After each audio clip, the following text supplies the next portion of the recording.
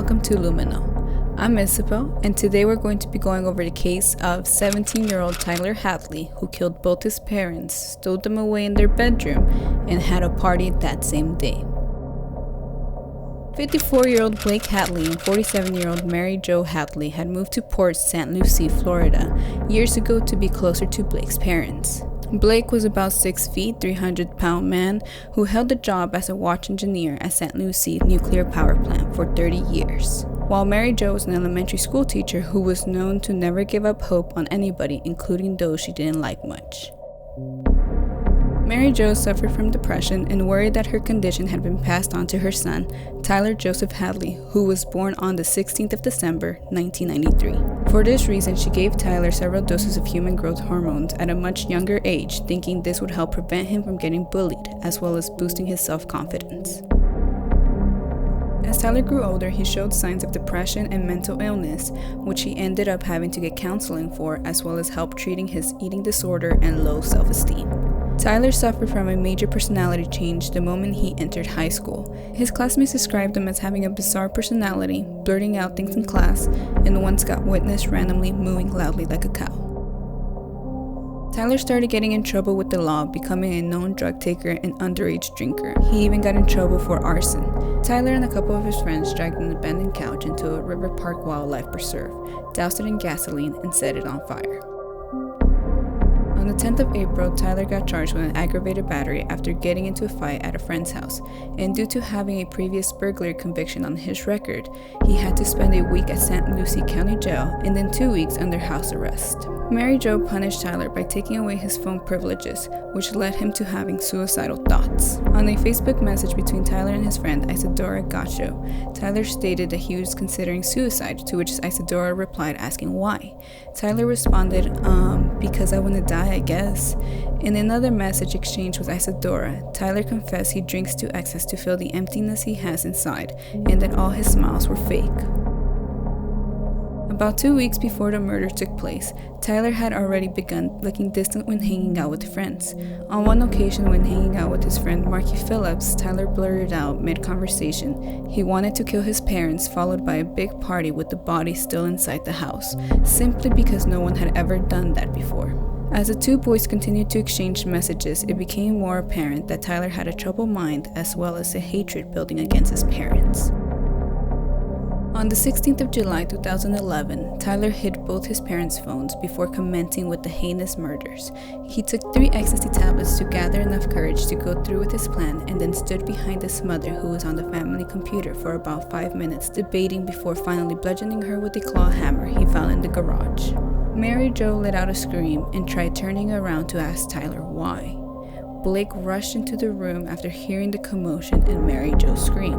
He locked eyes with Tyler for a bit, and then Tyler proceeded to bludgeon his father as well. Blake was able to ask Tyler why before dying, to which Tyler allegedly replied, "Why the fuck not?" He then started to beat both their bodies, leaving open wounds on the sides and back of both heads, as well as leaving several wounds on their backs from the claw hammer. Tyler then dragged both his parents' bodies into their bedroom, laid them face down, side by side, with the claw hammer on the ground in between them. He began cleaning the bloody mess with a sponge mop, some Clorox wipes, and a canister of coffee grounds for the blood he stained the family keyboard with when he was bashing his mother's head. He then locked every piece of evidence, such as shattered glass, bloody towels, and other items smeared with blood, into the bedroom with his parents' bodies, along with the family's black Labrador named Sophie.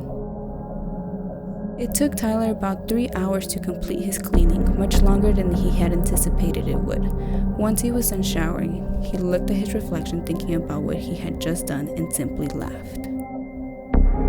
Before the party started, Tyler stopped on the ATM and took out about $5,000. He then picked up a few friends and started flashing the money he had just withdrawn. He had also received messages from his friends on Facebook that knew Tyler was supposed to be grounded at the time, asking what time his parents were going to show up, which he responded, "They won't, trust me." Over 60 people showed up to the party. They started playing beer pong, they smashed bottles on the floor, and several kids were stubbing out cigarettes on the carpet. There were also a bunch of kids selling marijuana as well as unidentified little white pills. Throughout the party, Mary Jo's bloodstain on the keyboard kept getting assumed by the guest it was either a Coke or a beer stain. Tyler was later described as being in a good mood and showing tons of hospitality throughout the party. At some point during the night, Tyler asked to speak in private with his best friend Michael Mendel outside at the end of the street. This is where he confessed to Michael everything he had done, to which Michael thought Tyler was joking and not taking him seriously. It wasn't until Tyler showed him a bloody footprint in the garage that Michael finally started believing Tyler's confession. Tyler then requested Michael to stay behind after the party ends to see both Blake and Mary Jo's bodies.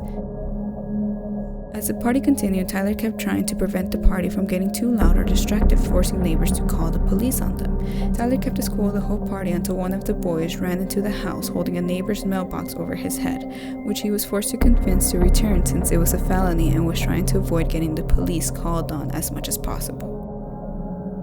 Around 2 a.m., several people started leaving Tyler's party to head over to another party someone rumored was taking place.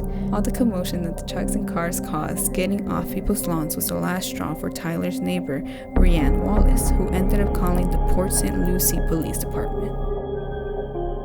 When the responding officials arrived at the Hadley residence, Tyler had asked the remaining 20 people who had stayed behind to go hide in his bedroom while he spoke to the officers. After he convinced the officers the party was over, they left the property and the party resumed. When it was time for Michael to finally see Tyler's parents, he opened the door to simply come across a pile of bloody sheets, pictures, and dining room chairs everywhere. It wasn't until he started gazing downwards that he spotted Blake's leg sticking out at the bottom of the pile. Tyler then told Michael that he had done this horrific misdeed while being possessed by the devil, and if he was to ever get caught for it, then he would attempt suicide. He also tried to justify his murder to Michael by saying he was influenced by the rap music he listens to, as well as the financial problems they were going through and the fights he would get into with his parents. After Michael left Tyler's house, he immediately dialed the Crime Stoppers hotline and told them everything Tyler told him and he had witnessed himself. On the 17th of July at 4:32 a.m., police officials finally arrived at the Hadley's house to arrest 17-year-old Tyler Hadley and booked him in St. Lucie County Jail. Many of his friends, after being questioned, stated the drugs must have been the reason he committed the murders. His best friend at the time, Michael, stated, "I feel like this kid I've known all my life. I don't know him. His family was my family. They were good people. I really don't see any motive besides drugs." And another boy who was also interviewed by the police department stated Tyler had informed him he was being constantly punched in the face by his father. This statement was later opposed by Tyler's older brother, Ryan Hadley, stating his parents were awesome and calling Tyler a pathological liar. During his trials, Tyler tried using a combination of the anti-anxiety and antidepressant medications discovered by police at the Hadley residence, as well as his mental health records, to try to get an insanity plea passed. However, it didn't work out for him when he got caught trying to manipulate experts, as well as lying about hearing voices. On the 21st of March 2014, Judge Robert Makinson handed Tyler 2 life sentences, calling the crime brutal, heinous, and premeditated, which was proven by the prosecution using the messages exchanged in between Tyler and a couple of his friends. While locked up, Tyler stated feeling guilty and regret for what he had done, apologizing to friends and family through his letters. He is now nicknamed in prison Hammer Boy, Bam Bam, and Hambo. Thank you for watching today's episode. If you liked the video, please like, share, and subscribe. Until next time.